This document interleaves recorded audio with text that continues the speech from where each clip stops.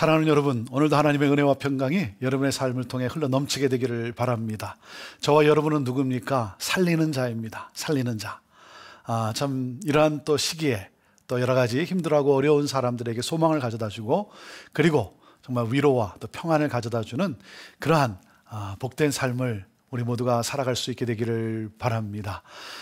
예레미야 말씀을 저희들이 함께 나누고 있습니다. 오늘 이 예레미야 29장 15절에서 23절인데, 어제 말씀이 1절부터 14절까지의 말씀이 어떤 내용이었습니까?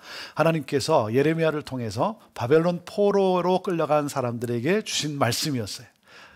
그들에게, 그 포로로 끌려간 자들에게 하나님이 어떤 말씀을 주셨냐면, 너희는 정착에 힘쓰라. 거기서 정착에 힘쓰라. 그리고 평안을 위해 기도하라. 그 성에, 그 바벨론의 평안을 위해 기도하라. 그리고 자식들을 낳고 기본적인 것에 충실하라. 열심히 살아라. 이렇게 말씀을 하십니다. 거기서 원망하고 불평하고 그러지 말고, 왜냐하면 하나님이 정하셨어요. 그래서 너희가 거기서 평안을 구하고 축복의 통로로 살아가고 자식들을 낳고 일상생활에 열심히 하고, 그리고 정말 잘 정착하라. 그러면서 하나님이 무슨 말씀을 하셨습니까? 너희를 향한 내 생각은 내가 안 하니, 너희를 향한 내 생각이 뭐예요? 재앙이 아니라 바로 평안이다. 평안을 주려 한 것이다. 소망을 주려 한다는 것이죠. 그래서 우리는 누굽니까? 또 어려운 시기, 어려운 때에는 정말 그 하나님을 바라보면서 우리가 또 일상생활에 충실하면서 이것을 견디고 또 기다리며 인내하며 또 이겨나가야 되는 것이죠. 여러분, 참 어려운 때, 내가 생각하는 대로 풀려가지 않을 때, 그럴 때는 뭡니까? 그럴 때는 시간을 그냥 낭비하는 것이 아니라, 원망하고 불평하면서 시간을 낭비하는 것이 아니라 내일의 재도약을 위한 준비 기간이다 해서 내가 할 수 있는 것들을 열심히 하면서 정말 하나님이 또 이제 문을 여실 때 내가 준비된 자로 나갈 수 있도록 내 자신을 준비하는 그러한 때 아니겠습니까? 그래서 그 말씀을 이제 바벨론 포로로 간 사람들에게 이렇게 살라라고 하나님이 주신 말씀이. 자, 그런데 그 말씀이 바벨론 포로로 끌려간 자들에게 모두가 그게 탐탁하지가 않은 거죠. 빨리 돌아가고 싶지, 거기서 무슨 정착이냐 이거죠. 자, 그래서 오늘 예레미야 29장 15절부터 23절 말씀인데요, 15절에 어떤 말씀이 있습니까? 너희가 말하기를 여호와께서 우리를 위하여 바벨론에서 선지자를 일으키셨느니라 그렇습니다. 바벨론에서 포로 생활을 하고 있던 이 사람들에게는 이 사람들의 생각이 좀 달랐어요. 그래서 바벨론에서도 하나님이 참된 예언자를 보내주셨다라고 생각을 하는 거예요. 그러면서 그 예언자들이 뭡니까? 포로 생활은 곧 끝날 것이다. 곧 그게 언제? 2년이라는 거죠. 2년에 끝나고 그리고 이제 돌아가게 될 것이다. 이러한 그 예언자들, 거짓 예언자들이 있었다는 거죠. 왜 그렇습니까? 예루살렘에 남아있는 사람들을 생각할 때, 포로로 끌려간 자들이 예루살렘에 남아있는 사람들 생각할 때, 자, 저 사람들은 참 복받은 사람이다. 우리는 정말 재앙 가운데 있는 거고. 그러니까 뭐예요? 돌아가고 싶었던 거죠. 예루살렘으로. 이제 하나님이 그러한 그 거짓 선지자들에게 속아 넘어가는 그들에게 하나님이 이제 돌아가고 싶고 금방 돌아가게 될 것이다 라고 말하는 거에 대해서 하나님께서 그들이 잘못된 생각을 가지고 있고 잘못된 판단을 내리고 있다 해서 이제 말씀을 주신 것이 바로 16절부터 오늘 본문 23절까지의 내용인 것입니다. 자, 16절과 17절 말씀 또 18절 말씀을 제가 읽겠습니다. 다윗의 왕자에 앉은 왕과 이 성에 사는 모든 백성 곧 너희와 함께 포로되어 가지 아니한 너희 형제에게 여호와께서 이와 같이 말씀하셨느니라. 만군의 여호와께서 이와 같이 말씀하시되 보라, 내가 칼과 기근과 전염병을 그들에게 보내어 그들에게 상하여 먹을 수 없는 몹쓸 무화과 같게 하겠고, 18절 내가 칼과 기근과 전염병으로 그들을 뒤따르게 하며 그들을 세계 여러 나라 가운데 흩어 학대를 당하게 할 것이며 내가 그들을 쫓아낸 나라들 가운데서 저주와 경악과 조소와 수모의 대상이 되게 하리라. 자, 하나님께서 뭡니까? 하나님께서 이 남은 자들 예루살렘도 하나님께서 전멸한다는 거예요. 황폐하게 만든다는 것입니다. 그러니까 너무 동경하지 말라는 거예요. 너희들을 위한 내 계획은 너희들이 거기서 바벨론에서 정착하는 것이다. 70년이 찰 때까지. 이것이 하나님의 계획이었어요. 그러니까 예루살렘으로 돌아가고 싶었던 그 백성들의 마음이 그렇게 아니겠습니까? 그런데 하나님께서 예루살렘도 어떻게 되는가, 이렇게 폐허가 되고 만다는 거죠.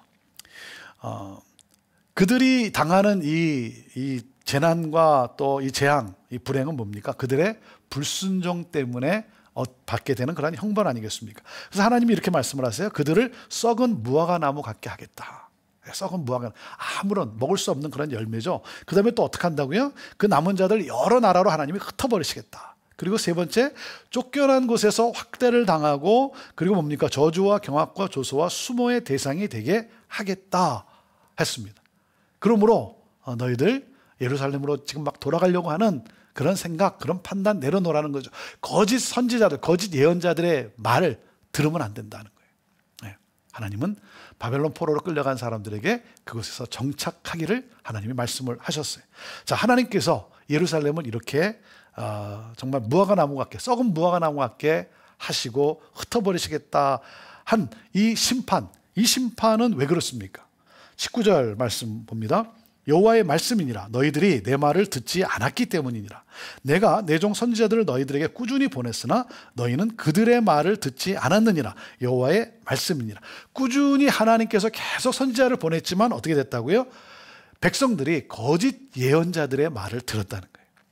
거짓 예언자들의 말을 하나님의 말씀으로 받아들이는 이 잘못을 범했다는 거죠. 그래서 하나님께서는 예루살렘도 이렇게 황폐하게 하겠다는 거예요.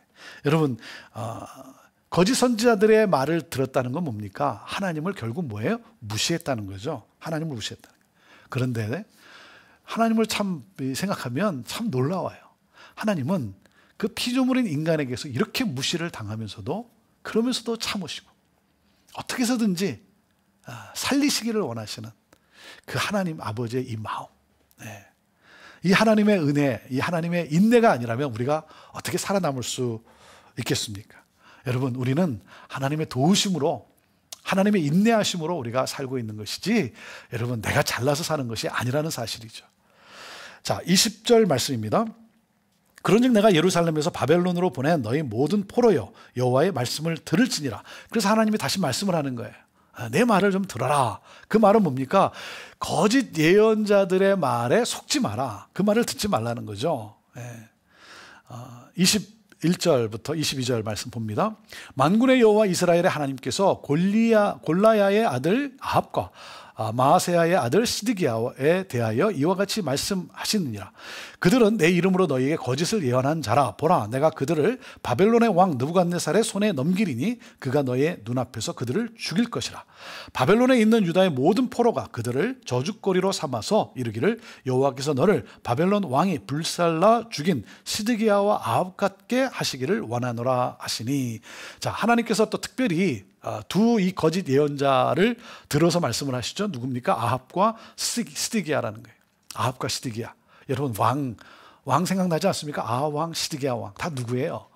하나님의 말씀을 청정하지 않았던 그 사람들 아닙니까? 이 거짓 예언자, 이 아합과 시드기야, 이 누굽니까? 하나님의 이름을 팔아가지고 거짓 예언을 하는 사람들이. 그러니까 결국 뭐예요? 이 사람들이, 이 거짓 예언자들이 뭘 했다고요? 2년 안에 돌아가게 될 것이다. 그래서 백성들에게 그릇된 희망을 심어주고 만 것이죠. 그래서 하나님이 아주 단호하게 말씀을 하세요. 엄중하게 심판을 내립니다. 너희들이 불살라 죽게 될 것이다. 불살라. 하나님께서 이 느부갓네살 왕, 바벨론의 느부갓네살 왕을 도구로 삼아서 그렇게 하시겠다는 거예요. 그리고 어떻게 했습니까? 너희를 저주거리로 삼겠다. 그것은 무슨 말입니까? 누군가를 저주할 때 이 사람들의 이름을 사용하겠다는 거죠. 아합같이, 시드기야같이 하나님이 너를 그렇게 저주하기를 원하노라. 이렇게 사용되는 이름이라는 거죠. 하나님께서 불살라 하나님이 죽이게 할 것이다. 이 거짓 선지자들. 그리고 결국 그들이 그러한 그 심판을 당하게 되는데요. 이 말씀을 보면 장차 예루살렘이 다 불에 타서 심판을 받게 되는 것을 우리는 또 보게 됩니다. 그래서 주전 587년에 예루살렘에 남아있는 모든 것들을 이 바벨론이 다 불살라버리지 않습니까? 하나님의 심판이 그렇게 참 엄중한 심판이 임한 것이죠. 그리고 이 거짓 선지자들, 이들이 누굽니까? 23절, 이는 그들이 이스라엘 중에서 어리석게 행하여 그 이웃의 아내와 간음하며 내가 그들에게 명령하지 아니한 거짓을 내 이름으로 말함이라. 나는 알고 있는 자로서 증인이니라. 여호와의 말씀이니라 하시니라. 이 아합과 스디기야, 이 거짓 선지자라 그러지만 하나님의 이름을 팔아서 자기의 이익을 챙기는 사람들 아니겠어요? 이웃의 아내와 간음을 했다는 게 범죄 행위죠. 하나님이 명하신 절대 그러면 안 된다, 이웃의 것을 탐내지 말라라고 했는데 그 이웃의 아내와 간음을 한, 그리고 거짓을 하나님이 말씀하지도 않았는데 하나님이 말씀하셨다 이렇게 거짓을 말하는 자들이에요. 여러분, 지도자들을 볼 때 참 누가 옳은 지도자인가 아닌가 참 이렇게 분별하기가 참 어렵지 않습니까?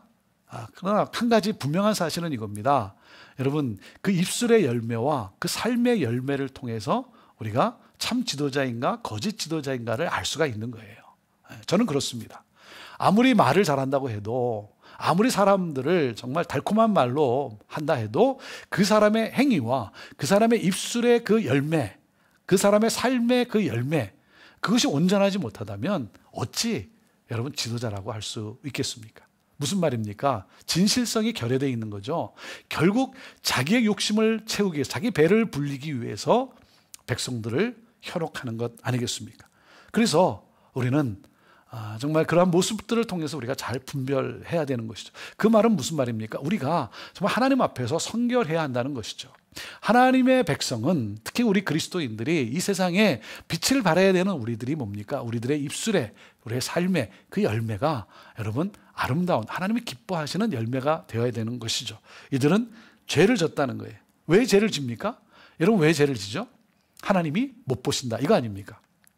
하나님이 안 보고 계신다. 여러분, 우리는 코람데오예요. 코람데오. 하나님 앞에서 이게 중요한 것입니다. 어떤 유혹이 왔을 때, 어떤 욕심이 내 안에서 이렇게 발동할 때 하나님 앞에서 하나님이 기뻐하시는가? 왜요? 하나님이 보고 계신다는 거죠. 오늘 23절에 하나님 뭐라 그랬어요? 나는 알고 있는 자로서, 안다는 거예요. 하나님이 다 아신다는 거예요. 하나님이 다 아신다. 하나님은 누구세요? 모든 역사를 다스리시고 주관하시는 하나님 아닙니까? 하나님이 왜 모르시겠습니까? 하나님은 다 아신다. 우리가 이 사실을 놓지 않아야 됩니다. 그럴 때 우리는 어떤 유혹이 찾아왔을 때, 어떤 범죄가 우리 앞에 정말 우리를 참 현혹해 할 때 하나님은 보고 계시다 할 때, 비록 우리가 손해를 보는 것 같고 비록 내가 좀 취하지 못한다 할지라도 하나님 앞에서 우리가 결정을 내릴 것 아니겠습니까? 오래전에 나눈 예화가 하나가 있는데 이런 예화가 있습니다. 엄마가 이렇게 보는데 아들이 학교 갔다 오는데 사과를 먹으면서 오는 거예요. 그래서 너 그 사과 어디서 났니? 그랬더니 오다가 가게에서 집어왔다는 거예요. 엄마가 깜짝 놀랐어요. 가게에서 집어오다니. 너 거기 가게에 주인이 있는데 그게 집어오면 어떡하냐? 그랬더니 주인이 없었다는 거예요. 엄마가 좀 당황해가지고, 야, 그러면 하나님은 보고 계셔. 그랬더니 이 아이가 뭐라 그러냐면, 엄마, 지붕이 있어서 하나님 못 봤어. 그러는 거예요. 네, 하나님 못 보셨다. 결코 그렇지 않죠. 여러분, 들키지 않는다고 해서 괜찮다. 그렇지 않습니다. 하나님은 다 보고 계신다. 우리가 이 사실을 잊지 않았으면 좋겠습니다. 잊지 말아야 됩니다. 오늘 말씀을 통해서 하나님은 우리에게 무슨 메시지를 주고 계십니까? 우리의 마음과 우리의 삶을 성결케 하라는 것이죠. 정화하라는 거예요. 여러분, 어떻게 우리의 마음을 깨끗하게 정화할 수 있습니까? 그것은 결국 뭡니까? 하나님의 말씀이에요. 말씀. 우리가 말씀을 청정할 때 이 말씀이 우리를 깨끗게 하지 않습니까? 우리의 삶을 하나님 앞에서 결정하게끔 인도하지 않습니까? 그 말씀이 우리에게 능력이 되어서 우리를 하나님의 뜻으로 인도해 가지 않습니까? 정말 이 시대 우리가 기도할 것은 무엇입니까? 올바른 지도자를 위해서 기도해야 할 것입니다. 하나님을 두려워하고 백성을 사랑하는, 나라와 민족을 섬기는 그러한 올바른 지도자, 자기의 배를 채우는 그러한 지도자가 아니라 정말 깨끗하고 정결하고 순결한 그러한 하나님이 쓰시는 그릇이 되는 지도자여야 될 것입니다. 우리가 위에서 기도함으로 말미암아 정말 나라와 민족이 도탄에 빠지지 않도록 그렇게 우리가 또 기도로 힘써 나아갈 것입니다. 오늘도 말씀 앞에 우리 자신을 비추면서 우리가 정말 하나님 보시기에 아름답지 못한 것, 사랑하는 여러분, 이와 같이 죄를 범하는 것이 있다면 끊기를 바랍니다. 끊어야 합니다. 이것이 우리가 살 길이고 가정을 살리는 일이고 사회를 복되게 하는 삶인 것입니다. 기도하겠습니다. 하나님, 코람데오라고 하는 하나님 앞에서 어떠한 결정을 내릴 때, 또 어떠한 말을 할 때 하나님 앞에서 우리가 정말 올바른 그러한 삶으로 올바른 결정을 내리며 또한 또 지도자로서 영향력을 끼치는 자로서 우리 주변에 또 우리의 어떤 단체를 잘 이끌어갈 수 있는, 생명으로 이끌어갈 수 있는 살리는 우리들 모두가 되게 하여 주옵소서.